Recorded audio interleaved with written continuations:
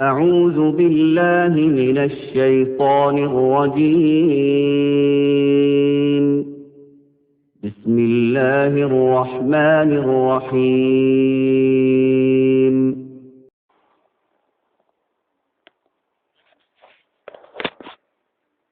بسم الله الرحمن الرحيم.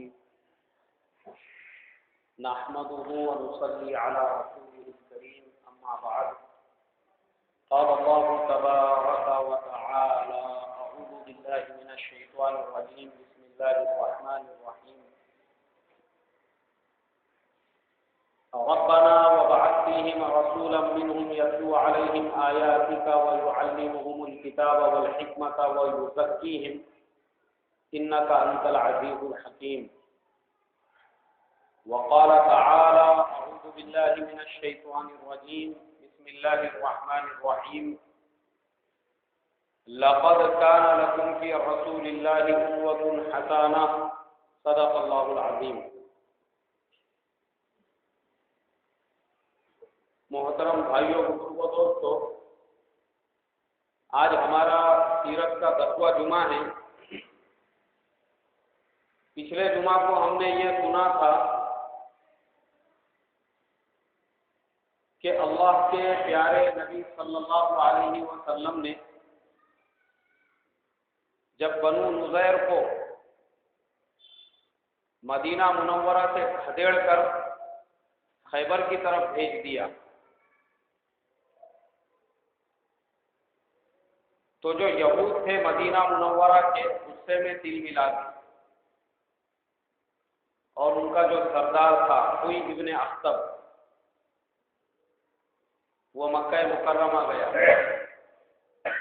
وہاں پہ جانے کے بعد مشرکین کے بڑے بڑے سرداروں کو جمع کیا، ان کو یاد دلایا کہ تم کو مسلمانوں سے بدلہ لینا ہے، اور مسلمانوں کو اگر ختم کرنا ہے تو فی الحال ہم ایک ایسا پلان بنائیں گے کہ سارے عرب کے مشرک قبیلوں کو ساتھ میں لے لیں گے اور سب مل کر ایک وقت مدینے پر ایسا حملہ بولیں گے کہ مسلمانوں کو اٹھنے کا موقع ہی نہیں دیں گے۔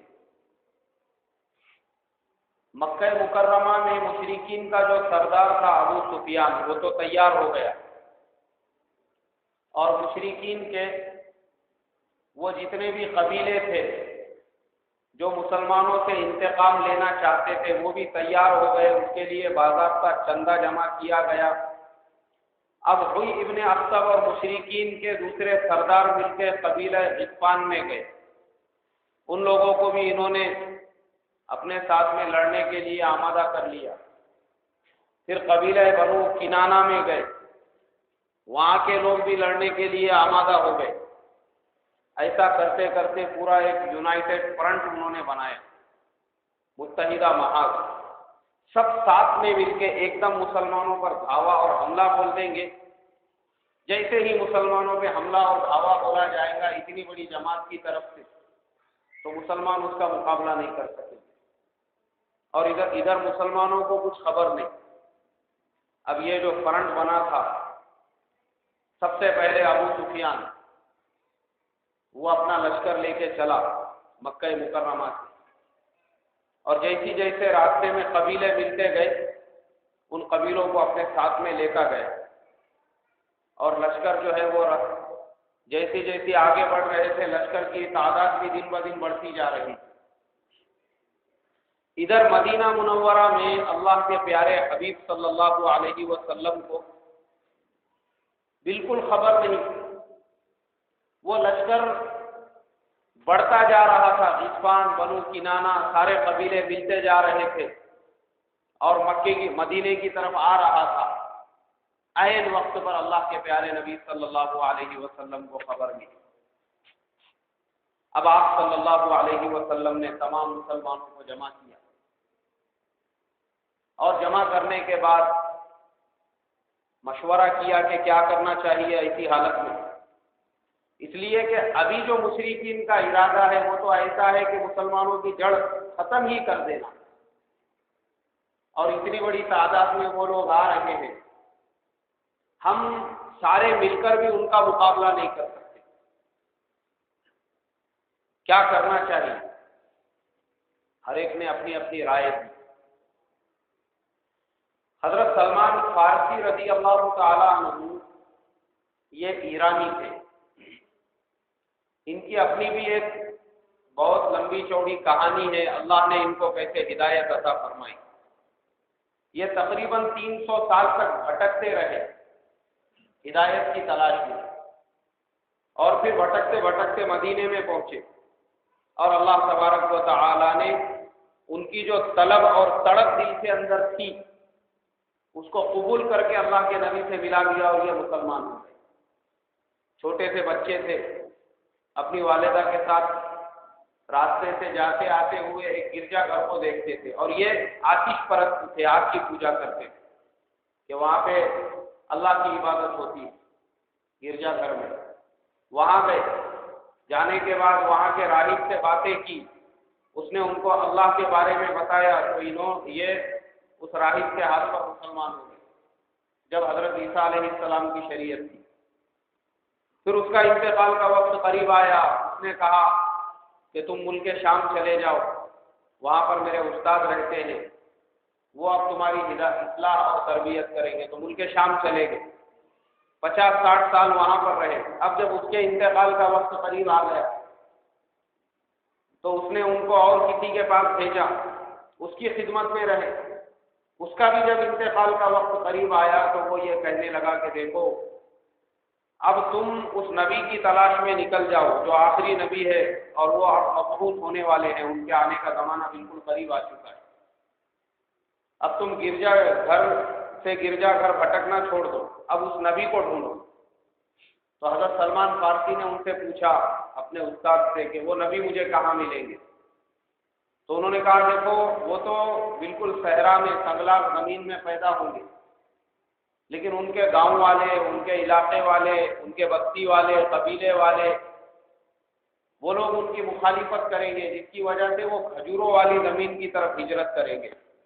تو تم کسی کھجوروں والے شہر میں جا کے سکونت اختیار کرو، وہ نبی اسی طرف آئیں گے تو تم کو مل جائے گا۔ حضرت سلمان فارسی رضی اللہ تعالیٰ عنہ چلے اللہ کے نبی کی تلاش میں ملک شام سے کھجوروں والی زمین کی طرف۔ راستے میں ڈاکوؤں نے قافلے کو لوٹ لیا اور ان کو بازار میں لے جا کے بیچ دیا۔ مدینے کے ایک یہودی نے ان کو خرید لیا تو بہت خوش ہوئے، یہ دیکھ کر کہ وہ پوری کھجوروں والی زمین تھی۔ وہ سوچنے لگے کہ مجھے امید ہے اللہ کے نبی صلی اللہ علیہ وسلم اسی زمین کی طرف ہجرت کریں گے۔ ایک دن اپنے آقا کے باغ میں درخت کے اوپر چڑھے ہوئے تھے، کھجور توڑ رہے تھے کہ اچانک اس کا چچیرا بھائی آیا آقا کا اور کہنے لگا تمہارے لیے ایک بری خبر ہے کہ مکے سے چل کر ایک آدمی آیا ہے جو اپنے آپ کو اللہ کا نبی کہتا ہے۔ حضرت سلمان فارسی رضی اللہ تعالیٰ عنہ جس ہدایت کی تلاش میں اتنے دنوں سے بھٹک رہے تھے، جیسے ہی اس کی خوشخبری انہوں نے سنی ان کے ہاتھ تھر تھر کانپنے لگے، فوراً درخت سے نیچے اترے، اپنے آقا کے پاس پہنچے اور اس چچیرے بھائی سے پوچھنے لگے کہ ابھی ان کا قیام کہاں ہے؟ تو آقا نے ان سے کہا کہ نہیں، تم اپنا کام کرو، تم کو یہ باتوں سے کیا لینا دینا، کیونکہ وہ غلام تھے اور غلاموں کو اجازت نہیں تھی آقاؤں کی بات سننے کی اور آقاؤں سے کچھ سوال کرنے کی۔ وہ اپنے کام میں لگ گئے۔ رات کا وقت آیا، کھجوروں کا ایک خوشہ لے کے اللہ کے نبی صلی اللہ علیہ وسلم کی خدمت میں پہنچے، کہا یہ آپ کے لیے صدقہ ہے۔ حضور صلی اللہ علیہ وسلم نے غریبوں میں تقسیم کر دیا اور خود ہاتھ بھی نہیں لگایا۔ دوسرے دن پہنچے، اللہ کے نبی صلی اللہ علیہ وسلم کی خدمت میں کھجوروں کا پھر ایک خوشہ پیش کیا اور کہا یہ آپ کے لیے ہدیہ ہے۔ اللہ کے نبی صلی اللہ علیہ وسلم نے اپنے ہاتھوں سے کھجور کو توڑا اور سارے صحابہ سے کہا کہ تم بھی اس کو کھانا شروع کرو۔ اب سب مل کے کھانے لگے۔ اللہ کے نبی صلی اللہ علیہ وسلم نے حضرت سلمان فارسی رضی اللہ تعالیٰ عنہ کو دیکھا کہ وہ حضور کے پیٹھ کے پیچھے بیٹھے تھوڑا سا سائڈ میں۔ آپ صلی اللہ علیہ وسلم نے اپنی چادر ہٹا دی اور ان سے یہ کہا کہ تم نے میری 2 نشانیاں تو دیکھ لی، میں جانتا ہوں کہ اب تم تیسری نشانی دیکھنا چاہتے ہو تو اسے بھی دیکھو۔ حضرت سلمان فارسی نے جب مہر نبوت کو دیکھا وہ اس کو چومنے لگے اور اللہ کے نبی صلی اللہ علیہ وسلم سے لپٹ کر رونے لگے دہاڑے مار مار کر، اور یہ کہنے لگے کہ اللہ کے نبی سے، اے اللہ کے نبی، آپ کی تلاش میں میں پچھلے 300 سال سے بھٹک رہا، آج اللہ نے مجھے آپ کی خدمت میں پہنچایا، اور مسلمان ہو گئے، اور پھر اپنا پورا قصہ سارے مسلمانوں کو سنایا کہ وہ بچپن سے گھر سے نکلے ہوئے ہیں، اللہ کے نبی کی تلاش میں بھٹکتے بھٹکتے کہاں کہاں گئے، اور آخر کو مدینے میں پہنچے۔ اور 3 نشانیاں ان کے استاد نے بتائی تھی کہ دیکھو اس نبی میں 3 علامتیں ہوں گی، صدقے کا مال کبھی نہیں کھائیں گے بلکہ دوسروں کو کھلائیں گے، اور ہدیے کا مال خود بھی کھائیں گے اور دوسروں کو بھی کھلائیں گے، اور تیسرے ان کے شانے پر ایک مہر نبوت ہے۔ دونوں چیزیں انہوں نے چیک کی، اور تیسری جب پیچھے بیٹھے اللہ کے نبی صلی اللہ علیہ وسلم سمجھ گئے، اور خود آپ نے ان سے یہ کہا، تو مہر نبوت کو انہوں نے چومنا شروع کر دیا۔ اب اللہ کے نبی صلی اللہ علیہ وسلم نے ان کے آقا سے بات کی، ان کے غلامی کی کہ ان کو آزاد کر دو۔ آقا نے کہا مجھے اتنی اتنی چاندی چاہیے، اور 300 درخت کھجوروں کے ایسے چاہیے جو ایک جگہ پر ہو، اور ان پہ جب پھل لگے گا میں سب حضرت سلمان فارسی کو چھوڑ دوں گا۔ معمولی بات ہے، درخت کو پھیرتے ہی اس پہ پھل لگ جانا، مگر اللہ کے نبی صلی اللہ علیہ وسلم نے مسلمانوں سے کہا اپنے بھائی کی آزادی کے لیے ہر ایک ایک کھجور کا درخت لے کر آئے۔ ایک خالی زمین تھی، اس زمین کے اوپر وہ سارے درخت لگائے گئے۔ اللہ کا کرنا ایسا ہوا کہ صرف 1 سال کے اندر وہ درخت اتنے بڑے ہو گئے کہ ان میں پھل لگ گئے۔ یہ ہے اللہ کے نبی صلی اللہ علیہ وسلم کا معجزہ۔ اور ایک غزوے کی فتح کے بعد آپ کی خدمت میں کچھ چاندی آئی، آپ نے اٹھا کے حضرت سلمان فارسی کو دے دی، کہا اپنے آقا کو دو اور اس سے آزادی حاصل کر لو۔ اللہ نے ان کو آزادی عطا فرمائی۔ 1500 سال پہلے کا واقعہ ہے، اور وہ کھجوروں کا باغ ابھی بھی مدینہ منورہ میں، ہم لوگوں نے اپنی آنکھوں سے اس کی زیارت کی۔ یہ ہے اللہ کے نبی صلی اللہ علیہ وسلم کا معجزہ۔ وہ پورے علاقے کا نام ہی سلمان فارسی ہے، وہاں جتنی عمارتیں وغیرہ ہے وہ پورا علاقہ ہی سلمان فارسی کے نام سے مشہور ہے، اس باغ کی وجہ سے۔ تو یہ حضرت سلمان فارسی رضی اللہ تعالیٰ عنہ بھی مشورے میں تھے، اللہ کے نبی سے کہنے لگے کہ حضور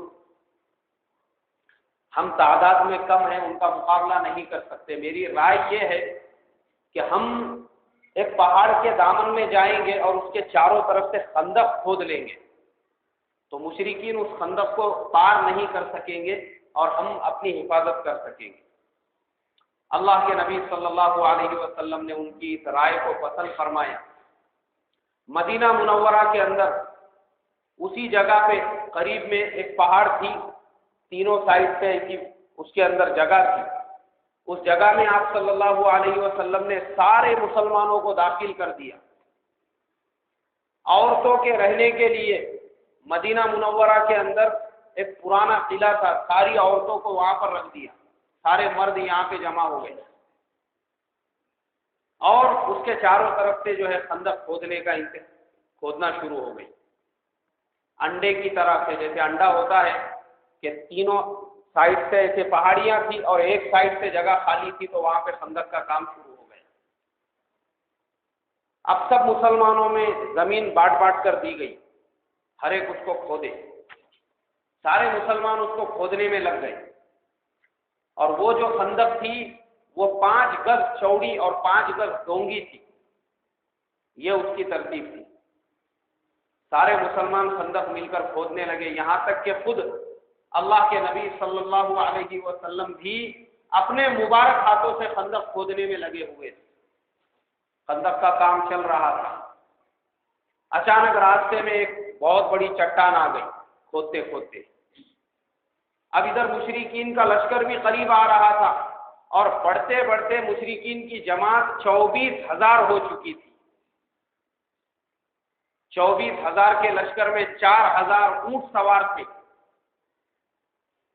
اور 300 گھڑ سوار تھے، اتنی بڑی جماعت تھی مشرکین کی۔ وہ یہ ارادے سے نکلے تھے کہ بس اب مسلمانوں کا کام ہی ختم کرنا ہے۔ پہنچنے لگے وہ مدینے کے قریب، اور یہاں یہ مشکل آ گئی کہ بیچ میں خندق کے بہت بڑی چٹان آ گئی۔ صحابہ اکرام نے اللہ کے نبی صلی اللہ علیہ وسلم سے کہا کہ حضور اگر آپ اجازت دیں تو یہ چٹان کو چھوڑ کر تھوڑا سا سائڈ سے ہم کھودنا شروع کر دیں گے۔ آپ صلی اللہ علیہ وسلم نے کہا کہ نہیں، لاؤ کدال کہاں ہے؟ آپ صلی اللہ علیہ وسلم نے اپنے مبارک ہاتھوں میں وہ کدال لی، اور تاریخ میں یہ واقعہ لکھا ہوا ہے کہ پوری طاقت سے اللہ اکبر بول کے جب آپ نے اس پر مارا تو اس کے اندر ایک شگاف آ گیا اور چنگاریاں نکلنے لگی۔ آپ صلی اللہ علیہ وسلم نے مسلمانوں سے کہا کہ مسلمانوں تمہارے لیے خوشخبری ہو، یہ جو چنگاری نکلی تھی اس کے اندر اللہ تبارک و تعالی نے تم کو ملک شام کی کنجیاں عطا کر دی۔ واپس سے کدال اٹھایا، پھر پوری طاقت سے اس کے اوپر مارا تو پھر اس کے اندر سے جو ہے ایک اور چنگاری نکلنے لگی۔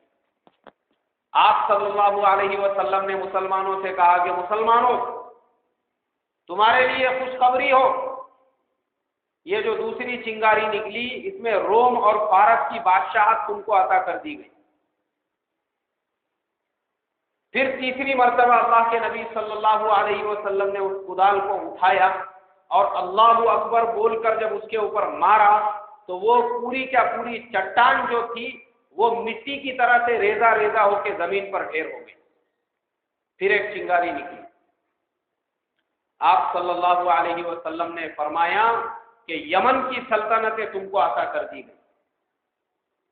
تو منافقین بھی تھے، میں نے آپ کو پچھلے جمعہ بتلایا تھا منافقین کے بارے میں کہ منافقین وہ لوگ جو مسلمانوں کے ساتھ میں جب رہتے تھے تو کہتے تھے کہ قالوا آمنا، ہم لوگ ایمان لائے، اور جیسے ہی مسلمانوں سے دور ہوتے تھے یہود کے پاس جب جاتے تھے تو کہتے تھے وَإِذَا خَلَوْا إِلَىٰ شَيَاطِينِهِمْ قَالُوا إِنَّا مَعَكُمْ إِنَّمَا نَحْنُ مُسْتَهْزِئُونَ، ہم تو مسلمانوں کے ساتھ ہنسی مذاق کر رہے تھے، ہم کائے کے مسلمان، جدھر گئے ادھر ویسا رنگ بدل دیتے تھے۔ ہمارے زمانے میں بھی رہتے ایسے بہت سارے مسلمان، آپ کی چائے پیئیں گے تو بولیں گے آپ بہت اچھے، اور جیسے ہی آپ کے پاس سے اٹھے اور اپوزیشن والے کے پاس جا کے بیٹھے، کچھ نہیں ہے میں نے سب دیکھ کے آیا بولے اس کے پاس، تم صحیح آدمی۔ تو ایسے لوگ ہمارے زمانے میں بھی، گنگا میں گئے گنگا داس اور جمنا میں گئے تو جمنا داس۔ اللہ کے نبی صلی اللہ علیہ وسلم کے زمانے میں یہ منافقین دیکھ کے ہنسنے لگے، اور جیسے ہی جب ایک جگہ منافقین جمع ہوئے ایک دوسرے سے کہنے لگے یہ لوگ پاگل ہو گئے، ارے یہ مدینے میں پاخانہ کرنے کے لیے کہیں پہ جا نہیں سکتے اور خواب دیکھ رہے ملک شام کے، اور خواب دیکھ رہے یمن کے، اور خواب دیکھ رہے روم اور فارس کے۔ ہنسی مذاق اڑانے لگے اللہ کے پیارے نبی صلی اللہ علیہ وسلم کی باتوں کا، جیسے ہی آپ سے الگ ہو گئے۔ مگر میرے محترم بزرگوں، تاریخ نے دیکھ لیا کہ وہی صحابہ جو آپ کے ساتھ میں تھے ان کے مرنے سے پہلے پہلے اللہ تبارک و تعالی نے مسلمانوں کو شام، روم، فارس اور یمن کا بادشاہ بنا دیا۔ اب اللہ کے نبی صلی اللہ علیہ وسلم آگے کا کام چلتا رہا، مسلمانوں کے پاس کھانے کے لیے کچھ نہیں۔ ایک صحابی آئے اور اللہ کے نبی صلی اللہ علیہ وسلم کے لیے ایک کٹورے میں سرید لے کر آئے۔ اب سرید کیا تھا؟ یہ کوئی بہت ہائی فائی ڈش نہیں تھی، بلکہ سرید اس زمانے میں یہ ہوتا تھا کہ گوشت کا شوربہ بناتے تھے اور روٹی کے ٹکڑے اس میں ڈال دیتے تھے، اسی کو سرید کہتے تھے۔ ایک کٹورا بھر کے لے کر آئے۔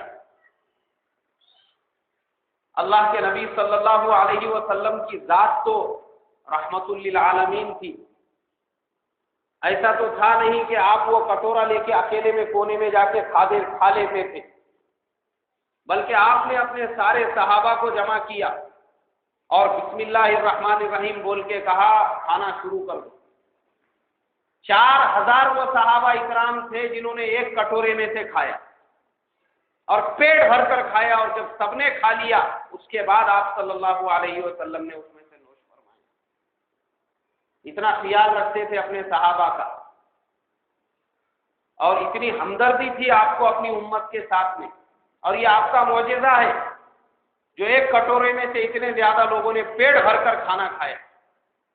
سبحان اللہ۔ ایک مرتبہ درود شریف پڑھ لیجیے۔ اللہ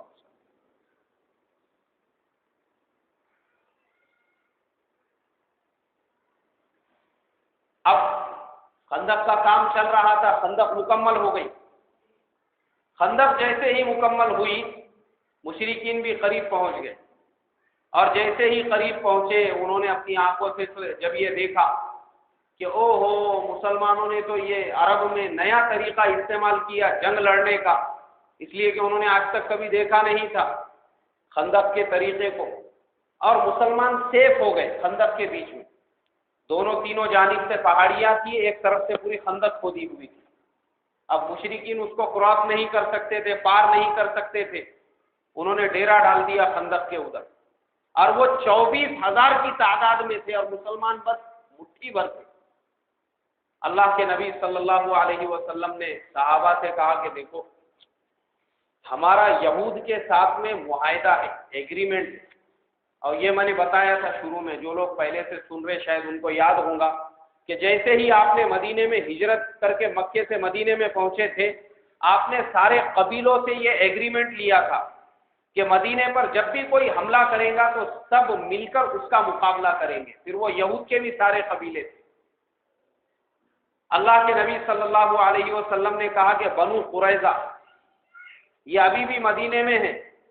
حضرت سعد ابن معاذ رضی اللہ تعالیٰ عنہ کو متکلم بنا کر ان کے پاس بھیجا، کہا کہ جاؤ، تمہارے ان کے ساتھ میں ریلیشن اور تعلقات ایک دم اچھے ہیں بنو قریظہ کے ساتھ میں، جا کے ان سے بات کرو، ان کو وہ ایگریمنٹ یاد دلاؤ، کیونکہ ابھی ہم کو ضرورت پڑی ہے تو ان کا بھی کام ہے وہ ہماری مدد کرے۔ سعد ابن معاذ رضی اللہ تعالیٰ عنہ بنو قریظہ کے جو سردار تھے کعب ابن اسد، اس کے پاس پہنچے اور اس کو وہ ایگریمنٹ یاد دلایا، اور یہ کہا کہ دیکھو ابھی مدینے پر حالات ہے تو تمہارا یہ کام ہے کہ تم بھی مسلمانوں کے کاندھے سے کاندھا ملا کر مشرکین کا مقابلہ کرو۔ مگر یہ کعب ابن اسد جو تھا وہ پہلے ہی مشرکین کے ساتھ میں مل چکا تھا، اور ان لوگوں نے ہی مشرکین کو بلایا اور یہ کہا تھا کہ تم خالی مدینے پہ حملہ کرو، تم باہر سے حملہ کرنا، ہم اندر سے ہے ہی، ہم اندر سے مسلمانوں کو ختم کر دیں گے۔ تو وہ کیا مسلمانوں کا ساتھ دیتا؟ اس نے حضرت سعد ابن معاذ سے یہ کہا کہ مجھے کوئی ایگریمنٹ یاد نہیں ہے، مجھے کوئی معاہدہ یاد نہیں ہے، ہم کو تم لوگوں سے کچھ لینا دینا نہیں، کیونکہ جب آدمی پہ مصیبت آتی ہے تو اپنے بھی اس کا ساتھ چھوڑ دیتے۔ یہی حال ہوا مسلمانوں کا، ایگریمنٹ بھول گیا اور یہ کہنے لگا کہ تم کس نبی کی بات کرنے کو میرے پاس میں آئے ہو، میں کسی محمد صلی اللہ علیہ وسلم کو نہیں جانتا، نہیں پہچانتا میں کسی محمد۔ اس نے جب یہ جواب دیا، سعد ابن معاذ رضی اللہ تعالیٰ عنہ اللہ کے نبی صلی اللہ علیہ وسلم کی خدمت میں پہنچے، پورا ماجرا سنایا آپ صلی اللہ علیہ وسلم کو۔ آپ صلی اللہ علیہ وسلم اور دوسرے جو صحابہ تھے ان کو جب یہ اطلاع ملی کہ کعب ابن اسد نے ہمارے ساتھ میں یہ معاملہ کیا کہ جو ایگریمنٹ تھا وہ بھی بھول گیا اور مسلمانوں کی مدد بھی بھول گیا، تو ان کو بہت تکلیف اور صدمہ پہنچا۔ اب مسلمان اللہ سے مانگتے، دعائیں کرتے، اور اوپر سے پہاڑ پہ سے کچھ مسلمان تیروں سے مشرکین کا بس مقابلہ کرتے تھے، کبھی ادھر سے ایک آدھ تیر آ جاتا، کبھی ادھر سے کوئی تیر آتا تو اس کا جواب دیا جاتا۔ باقی جو تلوار کی جنگ تھی وہ تھمی ہوئی تھی۔ مشرکین میں سے کچھ لوگوں نے پورے خندق کا جائزہ لیا، اور ایک جگہ تھوڑی سی جگہ تھی تو گھوڑے خدا کے مسلمانوں کی طرف آ گئے، تو حضرت علی رضی اللہ تعالیٰ عنہ نے ان کو قتل کر دیا، کام تمام کر دیا۔ اب مسلمان ادھر محاصرے میں تھے، نہ کھانے کے لیے کچھ تھا، نہ پینے کے لیے، جو کچھ بھی تھا مسلمانوں نے اپنے پاس جمع کر کے رکھا ہوا تھا، اسی میں گزر بسر چل رہا تھا، یہاں تک کہ فاقوں پر فاقے ہو رہے تھے۔ اللہ کے نبی صلی اللہ علیہ وسلم کے پاس ایک صحابی آئے، انہوں نے اپنا کرتا اٹھایا اور یہ کہا کہ حضور، بھوک کی وجہ سے میرا پیٹ پورا اندر جا چکا ہے اور میرے پیٹ پہ پتھر بندھا ہوا ہے، آپ صلی اللہ علیہ وسلم نے اپنا کرتا اٹھا کر بتایا تو آپ صلی اللہ علیہ وسلم کے پیٹ پہ 2 پتھر بندھے ہوئے، بھوک، پریشانی۔ اللہ کے پیارے نبی صلی اللہ علیہ وسلم بس اللہ سے مانگتے رہتے کہ اے اللہ تو ہی ان مشرکین کا کچھ نہ کچھ انتظام فرما۔ 25 دن ہو گئے محاصرے کو، 25 دنوں تک مشرکین نے مسلمانوں کا محاصرہ کیا۔ ایک آدمی مشرکین کی طرف سے جن کا نام تھا نعیم ابن مسعود، ان کے دل میں مسلمانوں کی ہمدردی پیدا ہوئی کہ یہ بیچارے اگر ان کو کھانے کو نہیں رہے گا، پینے کو نہیں رہے گا، اسی طریقے سے محاصرے میں رہیں گے تو یہ تو بھوک کی وجہ سے مر جائیں گے۔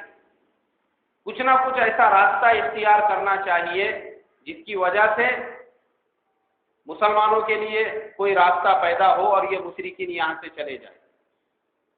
وہ اللہ کے نبی صلی اللہ علیہ وسلم کی خدمت میں حاضر ہوئے، کہا کہ حضور مجھے مسلمان بنا دیجیے۔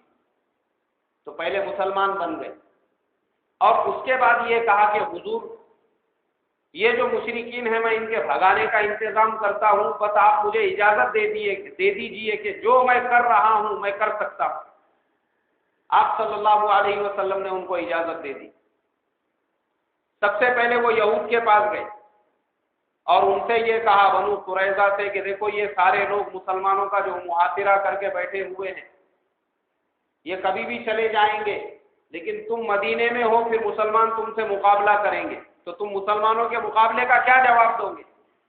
اس کے لیے ایک کام کرو، مشرکین کے پاس جاؤ اور ان سے جا کر یہ کہو کہ تمہارے 2-4 آدمی ہمارے پاس میں گارنٹی کے طور پہ رکھو، تاکہ تمہارے جانے کے بعد مسلمان اگر ہمارے سے جنگ کرے تو تم فوراً ہماری مدد کے لیے آؤ گے۔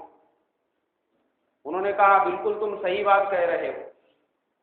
اور اس کے بعد مشرکین کے پاس آئے، ابو سفیان سے یہ کہا کہ یہود کا ارادہ بدل چکا ہے، انہوں نے مسلمانوں کے ساتھ میں صلح کر لی اور اب وہ یہ چاہتے ہیں کہ تمہارے 4-5 بڑے بڑے سرداروں کو لے جا کے مسلمانوں کے حوالے کر دو۔ تو ابو سفیان کو بہت غصہ آیا اور وہ جیسے ہی وہاں سے گئے، یہود کی طرف سے 2-4 لوگ وہاں پہ پہنچے اور انہوں نے کہا کہ ہم کو تمہارے کچھ سردار چاہیے گارنٹی کے طور پر۔ تو ابو سفیان کہنے لگا کہ ہاں نعیم ابن مسعود نے مجھ سے ابھی کہا تھا، اس کی بات بالکل صحیح ہے۔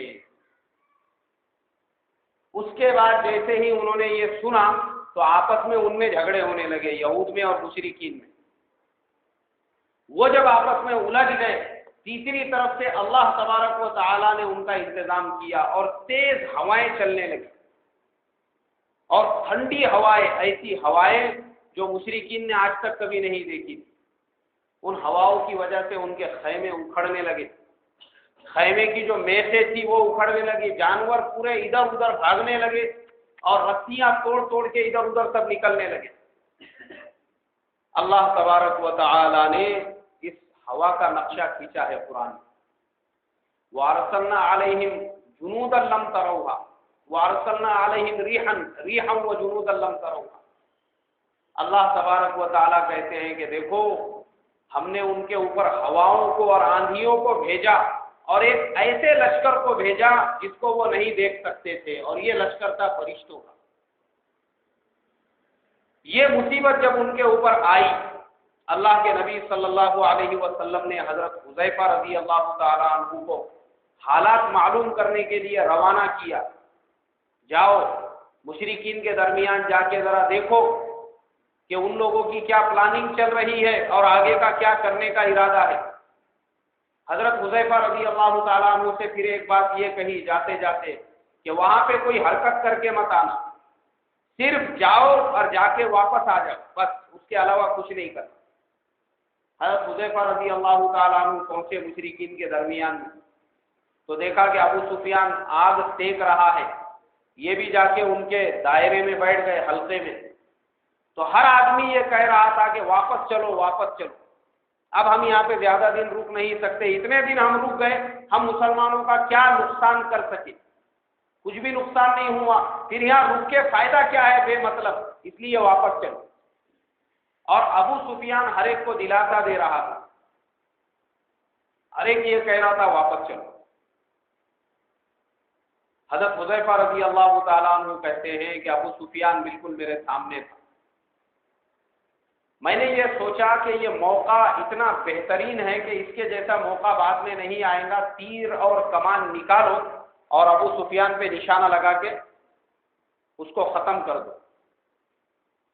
مگر پھر اللہ کے نبی صلی اللہ علیہ وسلم کی وہ بات یاد آئی کہ آپ صلی اللہ علیہ وسلم نے نکلتے وقت یہ کہا تھا کہ حذیفہ وہاں پہ کوئی حرکت کر کے مت آنا۔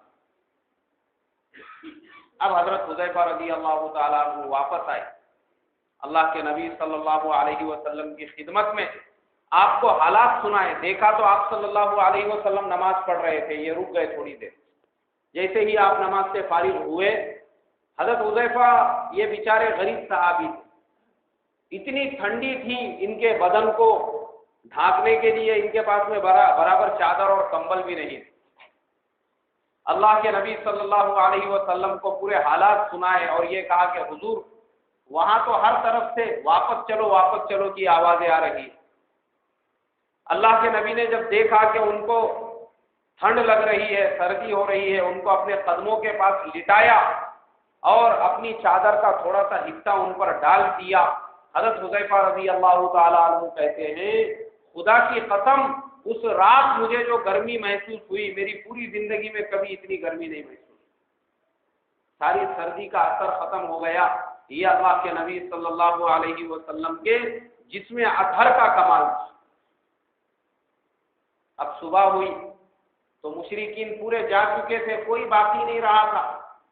آپ صلی اللہ علیہ وسلم نے مسلمانوں کو جمع کیا اور خوشخبری سنائی اور کہا کہ اے مسلمانوں، یہ خوشخبری تم کو سناتا ہوں، آج کے بعد مشرکین کبھی بھی مدینے پر حملہ کرنے کی ہمت نہیں کریں گے۔ یہ ختم ہو گیا، یہ ان کا آخری چانس تھا، آخری موقع تھا، اس کے بعد وہ کبھی لوٹ کر نہیں آئیں گے۔ اور ویسا ہی ہوا، مشرکین چلے گئے، بھاگ گئے وہاں سے۔ مگر یہ باقی تھے بنو قریظہ کے لوگ جنہوں نے مسلمانوں کے ساتھ میں وعدہ خلافی کی تھی، دھوکہ دیا مسلمانوں کو، باہر والوں کے ساتھ میں ہاتھ ملا کر جو یونائٹڈ فرنٹ بنایا کہ تم باہر سے آؤ، ہم اندر سے ختم ہی کر دیں گے مسلمانوں۔ آپ صلی اللہ علیہ وسلم نے سارے صحابہ کو جمع کیا اور یہ کہا کہ بنو قریظہ کا انتظام کرنا ضروری ہے۔ ظہر کی نماز سب نے پڑھی اور آپ نے اعلان کیا کہ عصر کی نماز اب کوئی بھی نہیں پڑھے گا، عصر کی نماز ہم جا کے بنو قریظہ کے قبیلے میں پڑھیں گے، یہاں کوئی نہیں پڑھے گا۔ سب اپنے اپنے ہتھیاروں کے ساتھ میں تیار ہو جاؤ، اور صحابہ اکرام کو لے کر آپ صلی اللہ علیہ وسلم نکل گئے۔ آپ کی غیر موجودگی میں حضرت عبداللہ ابن ام مکتوم رضی اللہ تعالی عنہ جو آنکھوں سے نابینا تھے، ان کو آپ نے اپنی جگہ پر امام متعین کیا، اپنی جگہ پر مدینے کی ذمہ داری دی اور آپ روانہ ہو گئے۔ اور سعد ابن معاذ رضی اللہ تعالی عنہ جو بنو قریظہ کے پاس بات کرنے کے لیے گئے تھے، ان کو غزوہ خندق میں تیر لگ گئے تھے، جس کی وجہ سے وہ زخمی ہو کر مسجد نبوی کے قریب میں خیمہ ڈال کر آرام کر رہے تھے۔ آپ صلی اللہ علیہ وسلم اور صحابہ وہاں پہنچنے لگے، کوئی مغرب کے وقت پہنچا، کوئی عشاء کے وقت پہنچا، لیکن آپ نے کہا راستے میں کوئی نماز نہیں پڑھے گا، نماز سیدھا وہیں جا کر پڑھی جائیں گی۔ جو جس وقت میں وہاں پر پہنچا اس نے اپنی راستے کی پوری نمازیں ایک ساتھ وہاں پر پڑھی، لیکن وہاں پہنچنا ضروری تھا۔ جیسے ہی آپ پہنچے، آپ نے پہنچ کر بنو قریظہ کے سارے قلعوں کا محاصرہ کر لیا اور کئی دنوں تک اس کا محاصرہ کیا۔ کعب ابن اسد جو بنو قریظہ کا سردار تھا، اس نے اپنی جماعت کو جمع کیا اور یہ کہا کہ دیکھو مسلمان بہت غصے میں ہیں، اس لیے کہ ہم نے ان کے ساتھ بہت بڑی وعدہ خلافی کی ہے، اس لیے 3 چیزیں میرے سامنے ہیں، اگر تم چاہتے ہو تو وہ 3 میں سے کوئی ایک پر عمل کرو۔ پہلی چیز تو یہ ہے کہ ہم سبھی جانتے ہیں، ہماری کتابوں میں حضرت محمد صلی اللہ علیہ وسلم کی جتنی علامتیں اور نشانیاں تھیں وہ ساری ان میں موجود ہے، اور یہی وہ نبی ہے جن کی بشارت تورات کے اندر دی گئی ہے۔ تو ہم سب چلو اور ان کے ہاتھ پر ایمان قبول کر لو۔ سب سے پہلی بات تو یہ ہے۔ لوگوں نے کہا نہیں ہم تمہاری یہ بات قبول نہیں کر سکتے، ہم ان کو اپنا نبی کیسا مانیں گے؟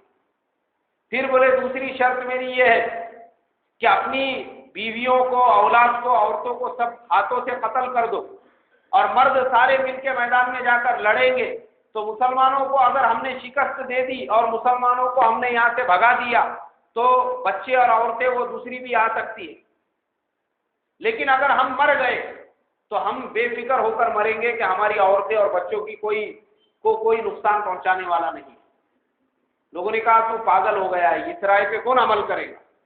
بولے دیکھو پھر تیسری بات میرے ذہن میں یہ آتی ہے کہ ہم سنیچر کی رات میں مسلمانوں پر حملہ کریں گے کہ مسلمان بے فکر سوتا رہے گا کہ یہود سنیچر ہے، ہمارے اوپر حملہ نہیں کریں گے، ان کے نزدیک لڑائی جھگڑا اس دن حرام ہے، تو ہم اس دن ان پر حملہ کریں گے۔ لوگوں نے کہا کہ نہیں، ہم سنیچر کی بے ادبی بھی نہیں کر سکتے۔ پھر کیا کرنا ہے؟ کوئی جواب ان کے پاس میں نہیں تھا۔ یہود میں سے کچھ لوگوں کے سمجھ میں آیا، وہ باہر نکل گئے، اللہ کے نبی صلی اللہ علیہ وسلم کے ہاتھ پر انہوں نے اسلام کو قبول کر لیا۔ باقی جو تھے وہ سارے اندر ہی تھے۔ ان لوگوں نے اللہ کے نبی صلی اللہ علیہ وسلم سے یہ درخواست کی کہ اے اللہ کے نبی، آپ تو محاصرہ توڑنے والے نہیں ہیں، تو پھر ایک کام کرو، حضرت سعد بن معاذ جو ہمارے ہمیشہ سے سردار رہے ہیں اور ہمارے بڑے رہے ہیں، ہم ان کا ادب کرتے تھے، احترام کرتے ہیں، آپ ان کو بلاؤ، وہ ہمارے حق میں جو فیصلہ کریں گے ہم کو ان کا فیصلہ منظور ہوگا۔ اللہ کے نبی صلی اللہ علیہ وسلم نے بھی ان کی بات کو قبول کر لیا، کہا ٹھیک ہے۔ فوراً ایک جماعت انصار کی روانہ کی۔ سعد بن معاذ جو ہے وہ بہت سخت بیمار تھے اور بالکل زندگی کے آخری ایام گن رہے تھے۔ کہا جاؤ ان کو فوراً لے کر آؤ، وہ جو فیصلہ دیں گے یہود کو منظور ہوگا۔ لوگ دوڑتے ہوئے گئے مدینہ منورہ کی طرف، ایک چارپائی بنائی، اس پہ حضرت سعد بن معاذ کو لٹایا اور وہ لے کر آنے لگے بنو قریظہ کی طرف۔ راستے میں ان سے کہنے لگے کہ سعد، بنو قریظہ سے ہمارے بہت پرانے تعلقات ہیں، ان کے ساتھ ہمدردی کا معاملہ کرنا، ان کے ساتھ شفقت کا معاملہ کرنا، ان کے ساتھ پیار کا معاملہ کرنا۔ حضرت سعد بن معاذ رضی اللہ تعالیٰ عنہ کہنے لگے جو اللہ کا حکم ہے انشاءاللہ اس کے مطابق ہی فیصلہ ہوگا۔ اور یہ سعد بن معاذ رضی اللہ تعالیٰ عنہ پہنچ گئے اللہ کے نبی صلی اللہ علیہ وسلم کی خدمت میں۔ بنو قریظہ کے سردار کعب بن اسد اور دوسرے سارے سردار سامنے بیٹھے ہوئے تھے۔ سناٹا چھایا ہوا تھا، ہر ایک یہ چاہتا تھا کہ یہ کیا فیصلہ دیں گے۔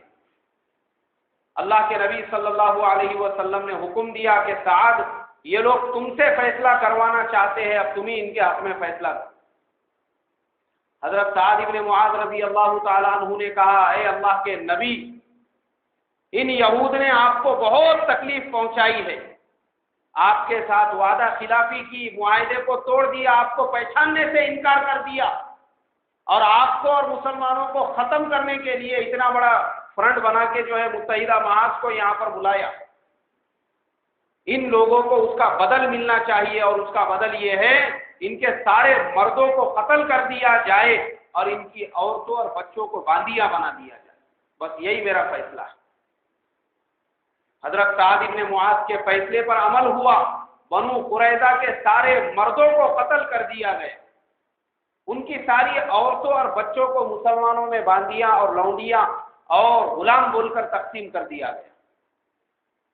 ان کے سارے گھر غریب مسلمانوں کو رہنے کے لیے دے دیے گئے، اور ان کے جتنے باغ اور باغیچے تھے وہ غریبوں میں تقسیم کر دیے گئے غنیمت کے طور پر۔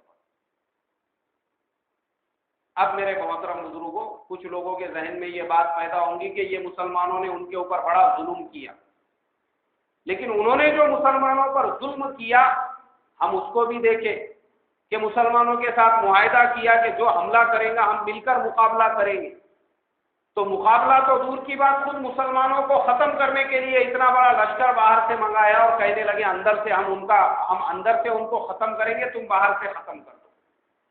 اگر اس وقت میں اور یہ جو فیصلہ دیا اللہ کے نبی نے نہیں دیا، بلکہ خود انہوں نے ان کو جج بنایا تھا سعد بن معاذ کو یہود نے، اور کہا تھا کہ وہ ہمارے بڑے ہیں، وہ جو فیصلہ دیں گے ہم کو منظور ہوگا، جس کو انہوں نے جج بنایا تھا یہ ان کا فیصلہ تھا۔ اب اس کے بعد میرے محترم بزرگوں، اگلے جمعہ کو انشاءاللہ صلح حدیبیہ کا واقعہ تفصیل کے ساتھ میں بیان ہوگا۔ آپ تمام لوگوں سے درخواست ہے کہ وقت پر پہنچے. اللہ ہم تمام کو عمل کی توفیق عطا فرمائے. جن کی سنت باقی